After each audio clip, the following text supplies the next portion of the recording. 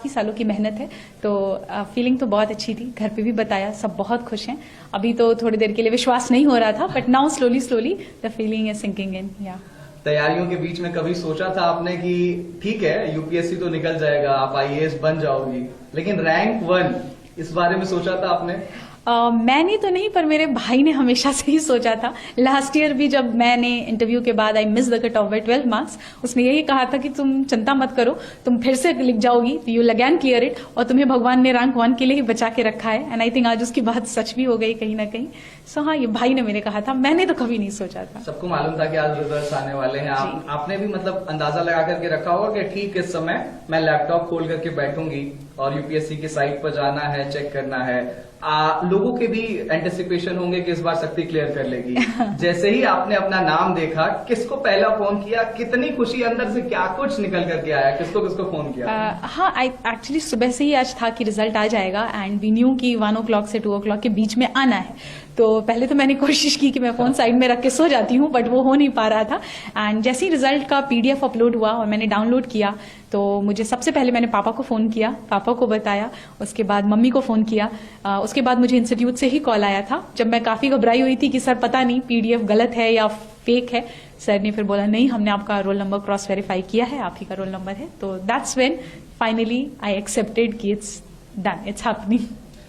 हिंदुस्तान में हर एक युवा का सपना होता है, 12वीं तक तो कम से कम होता ही है कि उसे यूपीएससी क्रैक करना है। और उत्तर प्रदेश और बिहार, आप तो उत्तर प्रदेश प्रयागराज की धरती से आती हैं। आपने इंटरव्यू के दौरान भी, जो मॉक इंटरव्यू मैंने देखा, उसमें प्रयाग से रिलेटेड क्वेश्चन पूछा गया था। तो प्रयाग को लेकर के क्या कुछ मैसेज, और उन तमाम जो एस्पिरेंट्स हैं जो आपकी तरफ आज देख रहे हैं, उनको क्या मैसेज देना चाहेंगे?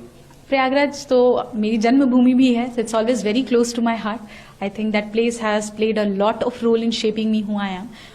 I think एस्पिरेंट्स की बात करें अगर, तो हर बच्चा आई थिंक अपने मेहनत, अपने एंड से तो पूरी कोशिश ही करता है। थोड़ी सी कमियां हैं जो अगर इंसान में रह जाती हैं, जिस वजह से मे भी हम चूक जाते हैं किसी पर्टिकुलर अटेम्प्ट में। What we need to do is just reflect back, क्या गलतियां हुई, उस पर काम करेंगे। वरना ये हमेशा दिमाग में रखना है कि यूपीएससी सिर्फ एक एग्जाम है, it's not more than life, not anything more important then your life it is. So I think ये चीजें हैं जो बच्चों को अपने दिमाग में रखनी चाहिए। मम्मी पापा से बात हुई? जी हाँ, बिल्कुल, सबसे पहले उन्हीं से बात हुई। हाँ, और आज कोई मंदिर जाने की तैयारी है? ढोल नगाड़े कुछ बज रहे हैं घर पे? मंदिर तो मैं आज सुबह ही होके आई यहाँ पे, तो इसलिए हाँ, डेफिनेटली इसके बाद मैं यहाँ से निकलूंगी तो मंदिर ही जाऊंगी। अच्छा, ये आपका 5वां अटेम्प्ट था? 5 अटेम्प्ट्स आप, मतलब ये 5वां अटेम्प्ट था, 4 एग्जाम्स आपने लिखे। फेल्योर को कैसे हैंडल किया जाए, एक मैसेज?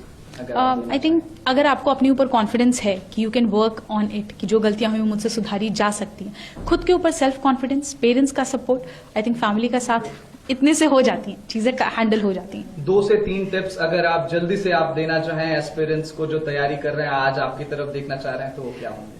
बहुत ही minimum number of book list होनी चाहिए।